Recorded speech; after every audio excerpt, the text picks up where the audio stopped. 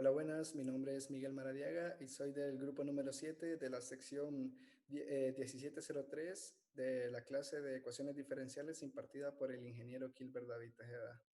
Em, el tema que vamos a tratar en la presente exposición es acerca de deflexión de vigas, las cuales vamos a intentar resolver haciendo uso de lo que aprendimos en la clase.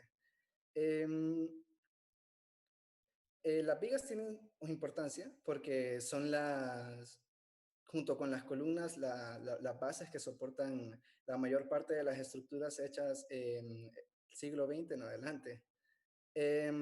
Antes de proseguir con esto de flexión de vigas, vamos a ver unas cuantas definiciones para poder entender mejor lo que vamos a tratar en la exposición.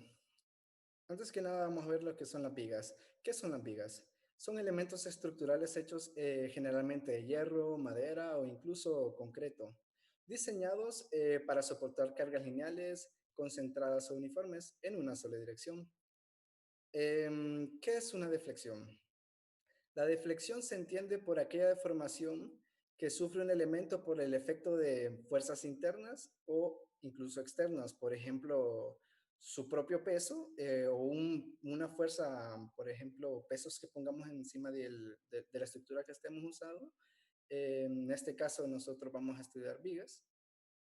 También vamos a hablar acerca de módulo de elasticidad, también conocido como módulo de Young y representado comúnmente por la letra E, el cual es un parámetro conocido de un parámetro característico de cada material existente, que indica la relación entre los incrementos de la tensión aplicados a ensayos de tracción y los incrementos de la deformación longitudinal unitaria producidos.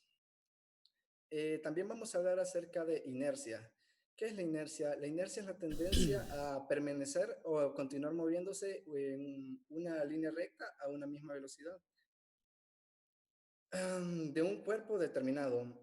Puede representarse, esta se suele representar con la letra I, si no mal recuerdo.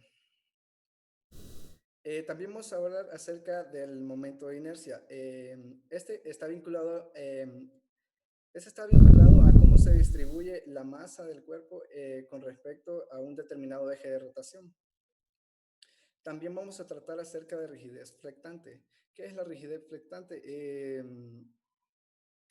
Esta considera la rigidez del material, o sea, el módulo de Young, y la rigidez de la estructura, que sería el momento de inercia.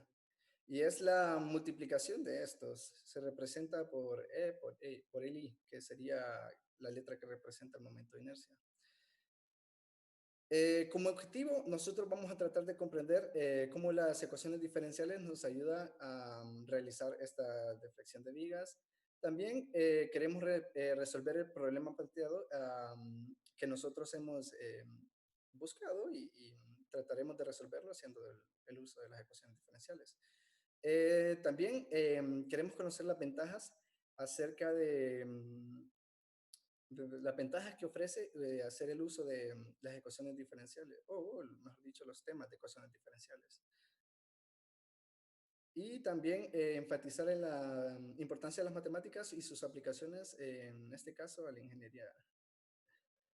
Bueno, ahora sí, hablemos de deflexión de vigas. Se entiende, como previamente había dicho, entenderemos por deflexión aquella deformación que se reproduce en un elemento o estructura por el efecto de flexiones internas, las cuales van a terminar provocando una curvatura en la estructura a analizar, en este caso las vigas. Aunque en vigas y marcos de deformaciones se presentan principalmente por flexión. Las deformaciones por esfuerzos axiales en columnas de marcos y las deformaciones por cortante, por sobre todo los elementos altos o profundos, no dejan de ser importantes. Para prevenir daños como la deflexión de las vigas es necesario identificar adecuadamente cada uno de los factores que pueden llegar a tener un gran impacto en una edificación en el futuro, lo que ocasionaría en el colapso de la misma. La deflexión matemáticamente es una función y de x que está gobernada por una ecuación diferencial lineal de cuarto orden.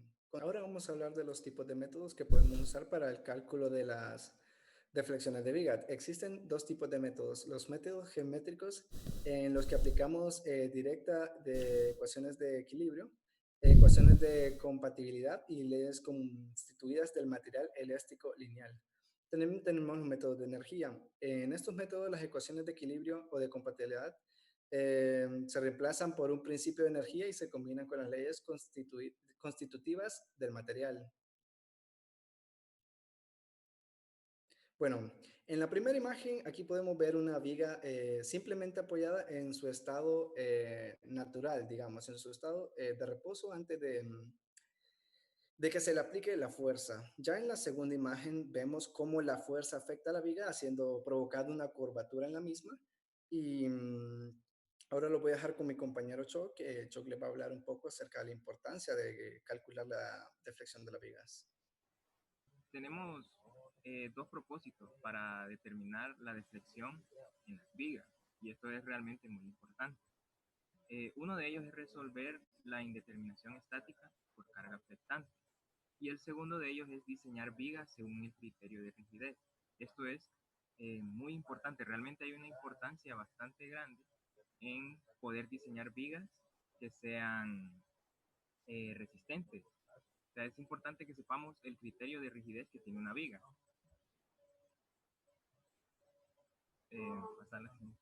Tenemos una importancia en el análisis de la deflexión. Aquí tenemos dos casos. Tenemos una viga que esta podemos ver que está empotrada en ambos lados. La cara inferior de esta viga vemos que está dañada, tiene un agrietamiento vertical. Esta es una falla por flexión en el tramo. Y esta pues normalmente solo aparece en el acero longitudinal. Por otra parte, tenemos una falla por corte en los apoyos. Podemos ver que esta es una viga que está empotrada únicamente a un lado, en este caso sería a la derecha, en una columna, y vemos pues que tiene una grieta. Ahí podemos ver que marca 45 grados también, que es el daño que recibió esta viga. Vamos a mostrar algunos ejemplos. Eh, Aquí, por ejemplo, en este caso, podemos ver que la resistencia de esta viga pues fue mal calculada porque no soportó el peso de ese puente que tiene encima. Esto realmente representa un riesgo bastante alto. Por eso en ingeniería es muy importante en ingeniería civil y ingeniería en estructuras y cuál es el punto crítico de resistencia de las vigas, cuánta deflexión van a soportar, cuánta carga van a soportar todas estas vigas. Tenemos otros dos ejemplos más adelante. Estas dos vigas se están agrietando, no se ven tan dañadas como la viga anterior, pero esto sucede por un mal cálculo en la deflexión de vigas. Sabemos que la deflexión de vigas influye en muchas cosas, el material de las vigas, la longitud y muchos factores físicos influyen en ella. Todos esos datos es importante considerarlos para que así nosotros pues podamos realmente eh, aplicar bien la teoría de vigas y tener estructuras mucho más seguras. Regresando, vamos a hablar de los tipos de viga que vamos a estudiar. En la diapositiva podemos ver que son 6 ejemplos los que estamos tomando, sin embargo, los que vamos a estudiar simplemente van a ser lo que es la de la figura A, que es una viga simplemente apoyada, en la cual está sostenida por dos soportes en su parte inferior. También vamos a trabajar con vigas en voladizo, que las vigas en voladizo simplemente están empotradas de un extremo, ya sea izquierdo o derecho, y el otro extremo se mantiene fijo, se mantiene al aire libre, perdón. Mientras que por último veremos lo que son la viga doblemente empotrada, las cuales están fijas en sus dos extremos. Para estas vigas, en el caso de la viga empotradas en los extremos de la viga, tendremos que la condición Y va a ser igual a 0 y su frontera Y' va a ser igual a 0. En caso de que en el extremo que esté libre, vamos a tener una Y', que va a ser igual a 0, y una y tríprima que va a ser igual a 0. En el caso de los apoyados simplemente o abigrasados, abisagrados, vamos a tener condiciones de y igual a 0 y y prima igual a 0. Buenas tardes. Voy a hablarles acerca de los métodos que existen para el cálculo de una deflexión de una viga. Mi nombre es Daniela Midense y bueno, podemos utilizar a manera de cálculo la función del escalón unitario que vimos en el tercer parcial de la clase de ecuaciones diferenciales con el ingeniero Gilbert Tejeda. Igualmente, el método de la doble integración, está la teoría de la viga elástica, el método de Green del área de momentum, el método de Moore o de los pesos elásticos y vigas conjugadas. La función escalón unitario. En ingeniería es común encontrar funciones que ya están activadas o desactivadas. Es conveniente entonces definir una función especial, la cual se llama función escalón unitario o función de Heaviside, en honor al matemático inglés Oliver Heaviside. Es una función matemática que tiene como característica el tener un valor de 0 para todos los números negativos, desactivando, y de 1 para todos los positivos, activando la función. La función escalón unitario se define como u de t menos a igual a 0 para 0 menor o igual que t menor que a, y 1 para t's mayores o iguales que a. La función escalón unitario también se puede usar para escribir funciones definidas por tramos en forma compacta. Tenemos dos tipos distintos, los cuales son f de t igual a g de t cuando t está entre 0 y a, y h de t cuando t es mayor o igual que a, que puede ser reescrita de la forma f de t igual a g de t menos g de t u t menos a más h de t u t menos a, que son los tramos que activa o desactiva la función del escalón unitario. Para este método necesitamos la transformada de Laplace, que también es un método que vimos en el tercer parcial de la clase de ecuaciones diferenciales con el ingeniero Gilbert Tejeda. La transformada de Laplace puede ser usada para resolver ecuaciones diferenciales lineales y ecuaciones integrales, comúnmente a problemas con coeficientes constantes. Cuando se resuelven estas ecuaciones usando la técnica de la transformada de Laplace, se cambia una ecuación diferencial a una ecuación algebraica. Y tenemos aquí el ejemplo de cómo es la estructura de una transformada de Laplace. La transformada de una derivada. Si necesitamos encontrar la transformada de Laplace de una derivada de orden n de una función, se aplica lo siguiente. La transformada de la enésima derivada con respecto a t, de f de t, es igual a s a la n por la transformada de la función menos s a la n menos 1 por la función evaluada en 0. Y así hasta llegar al n menos un término evaluado en 0.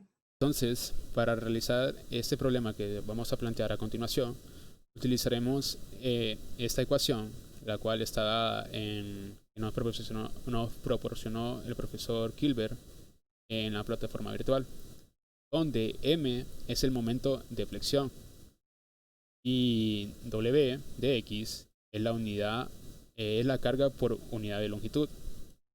Entonces, podemos usar esta ecuación. Entonces el momento se va a hacer igual a EI por K, ¿ok? Donde E es el módulo de Young de elasticidad del material de la vía. O sea, este depende del material de la vía, ya sea acero, sea de concreto, sea de cualquier material que sea. Y la I, que es el momento de inercia, ¿ok? Entonces, Al juntar eso todo, la multiplicación de esto se le llama rigidez flexional de la viga. ¿Ok? Entonces K es la curvatura elástica, ¿ok? Que está dado por esta fórmula de acá. Entonces donde Y' es la pendiente de la flexión, de la deflexión. Entonces nos dice que cuando la deflexión Y de X es muy pequeña, la pendiente se acerca a 0. Entonces, por lo tanto, si sustituimos aquí con 0, aquí solo nos quedaría un 1. Entonces sería Y' sobre 1. Entonces solo nos quedaría la Y'. Entonces podemos decir que la curvatura es más o menos, o sea, es casi igual a Y'. ¿Ok? Entonces sustituyendo esta Y' por K, obtenemos lo siguiente. ¿Cuál es esto? Entonces, ya multiplicando todo, dejándolo todo bien expresado, nos queda como la cuarta derivada de Y con respecto a X multiplicado por la rigidez flexional. ¿Ok? Que esto, como tenemos aquí arriba, es igual a la carga por la unidad de longitud, o sea, W de X, como tenemos acá. ¿Okay? Entonces, teniendo ese conocimiento, ya podemos plantear el problema y proceder a solucionarlo. ¿Okay? Con el método de Laplace y con escalón unitario. Ahora que ya vimos de dónde sale la fórmula, podemos proceder a plantear un problema. En este caso, vamos a trabajar con esta viga que está empotrada en su extremo izquierdo y que está simplemente apoyada en su extremo derecho. La carga Yx está dada por esa función por tramos que tenemos ahí abajo. W de x es igual a W sub 0 cuando x está entre 0 y L medios, y 0 cuando x está entre L medios y L.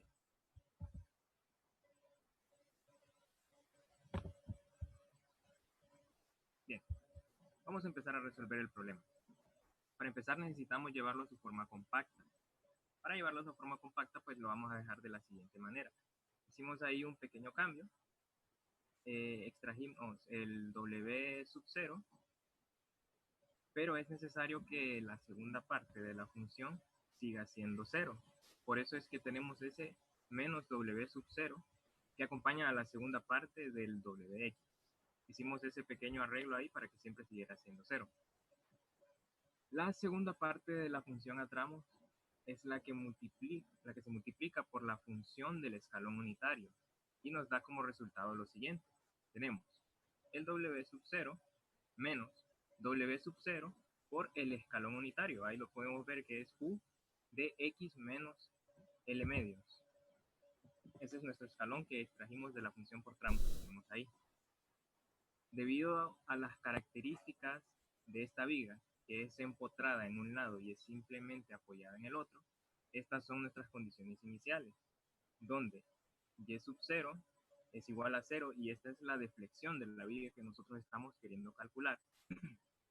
Y' de 0 es igual a 0 y esta es la pendiente de la deflexión. Y' de L es igual a 0 y este es el momento de flexión de nuestra viga.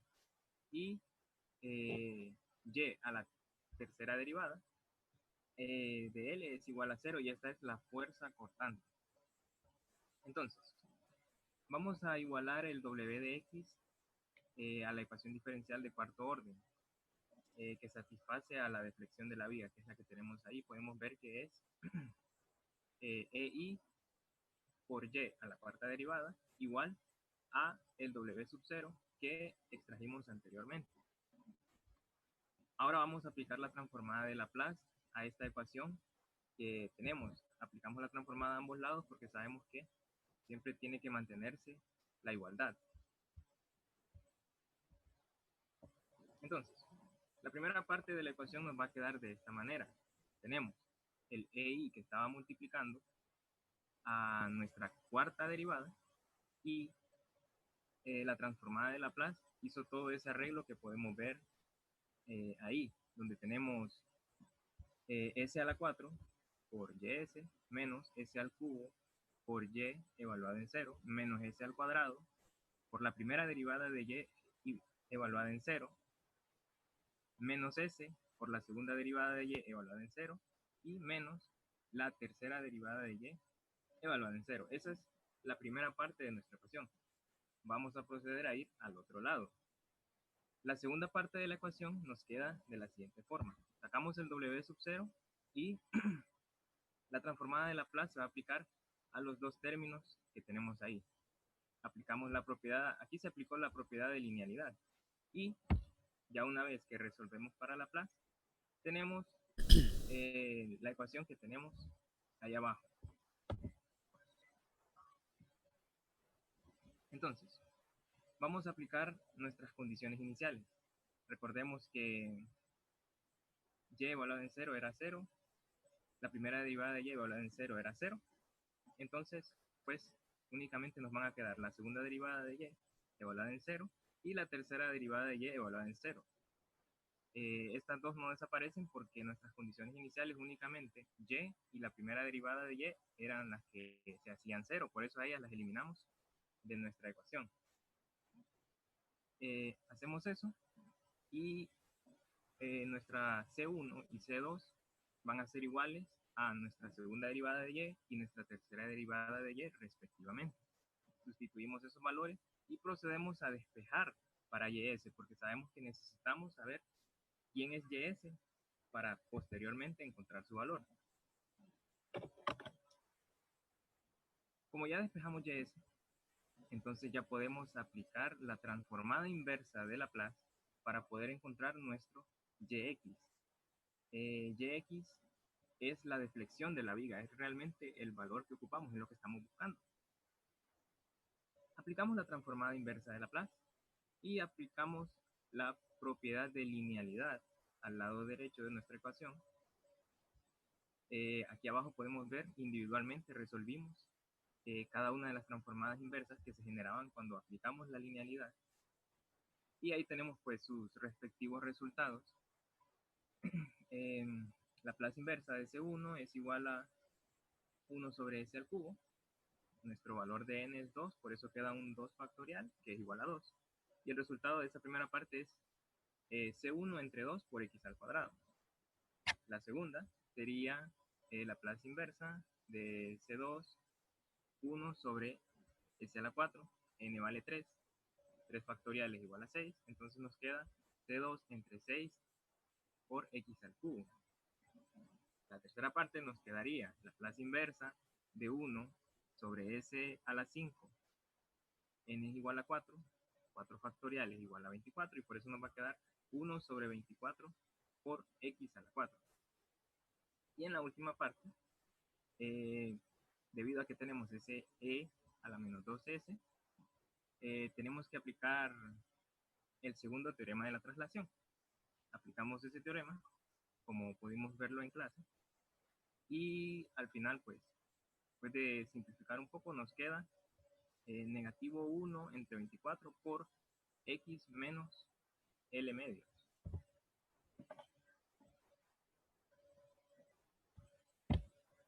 Y recordemos, bueno, ahora tenemos nuestra expresión general, y de x es igual a c sub 1 entre 2 por x al cuadrado más c sub 2 entre 6 por x al cubo más w sub 0 entre e y i. Ahora aplicamos la primera condición. Nos va a quedar que y de L es igual a C1 entre 2 por L al cuadrado más C2 entre 6 por L al cubo más W sub 0 entre EI. Ya que L es menor que L medios, no desactiva la función, por lo cual no es necesario que multipliquemos esto por la función del escalón unitario. Y podemos ver abajo el procedimiento que llevó a cabo. Tenemos y de L igual a C1 entre 2 por L al cuadrado más C2 entre 6 por L al cubo más W sub 0 entre EI. Pues resolvemos utilizando la respectiva álgebra y pues llegamos a este resultado que tenemos abajo, donde y de L es igual a C sub 1 entre 2 por L al cuadrado más C2 entre 6 por L al cubo, más 5 W sub 0 por L a la 4, entre 128 por EI, y esto es igualado a 0. Tomamos la expresión e de x que teníamos anteriormente y la derivamos una vez y la derivamos una segunda vez. Hacemos esto para poder aplicar nuestro otro valor en la frontera, el cual era y' de L. ¿Okay? Entonces hacemos y de y' de L y sustituimos todas las x por una L. ¿Okay? Entonces realizamos todo el álgebra que está acá y lo dejamos como una sola expresión. Luego nos quedan dos sistemas de ecuaciones, el cual sale el y de L y el y' de L. ¿Okay? Entonces tomamos nuestra segunda ecuación, el cual es y' de L, y despejamos para la primera constante, o sea, para C1. Pasamos todo lo que está acá, lo pasamos al otro lado a restar. Entonces, ahora sustituimos en la primera ecuación que teníamos anteriormente, el cual era y de L. Despejamos para ese valor, el cual era C1 que teníamos acá, a este, y lo dejamos todo en términos de C2. ¿Okay? Hacemos todo el álgebra que es necesario y lo dejamos expresado de esta manera. Luego, sacamos de factor común, vamos a dejar para C2, entonces sacamos de factor común el C2 acá, hacemos el álgebra que es necesario, aquí se hace esta resta, aquí también se hace una resta. Primero sacamos de factor común el W sub 0 y el L a la 4 y el I. ¿Okay? Nos sacamos de factor común, hacemos esta resta y pasamos esto que está aquí al otro lado a dividir, lo cual nos resulta como nos resulta en esto.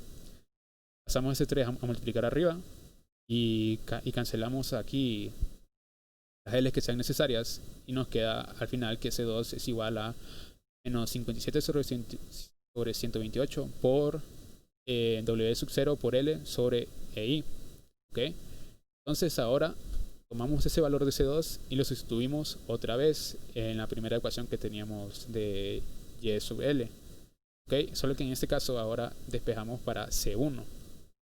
Entonces hacemos otra vez el álgebra y ya tenemos el valor de C1. Ya tenemos el valor de nuestras dos constantes. Entonces a continuación lo que hacemos es que sustituimos esas dos constantes que teníamos C1 y C2 en y de x. Sustituimos y nos queda toda esta expresión. ¿Okay? Entonces, como dice aquí, simplificamos y factorizamos. Simplificamos y factorizamos y lo dejamos de la manera más limpia, por así decirlo.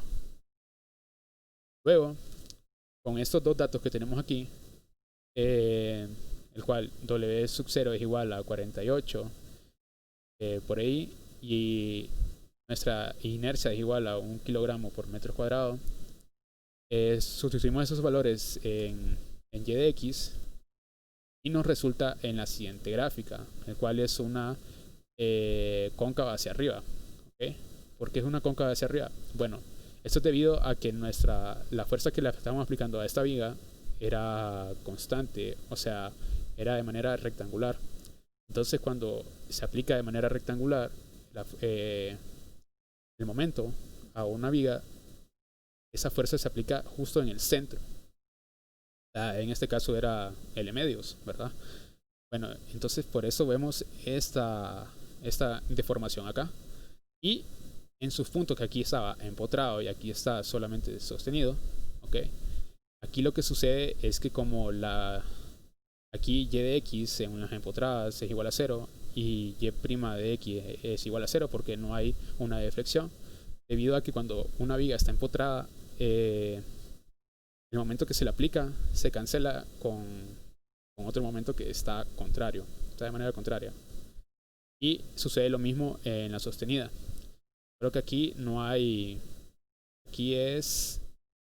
hay una deflexión, o sea, y es igual a 0 y la tercera derivada de y también es igual a 0, lo cual es la fuerza cortante. Entonces, como no hay deflexiones en esos dos puntos, nos queda de esa manera. La deflexión solo se ve en el centro de la viga. Entonces, con eso concluimos nuestra presentación. Ya para finalizar, podemos decir que la deflexión de vigas nos ayuda a decidir qué tipo de viga usaremos para realizar algún proyecto. Digamos, si queremos hacer un balcón, usaríamos una viga empotrada. O, bueno, entonces con esto podemos saber si la viga va a soportar o no tal peso, o cuál va a ser su punto de quiebre.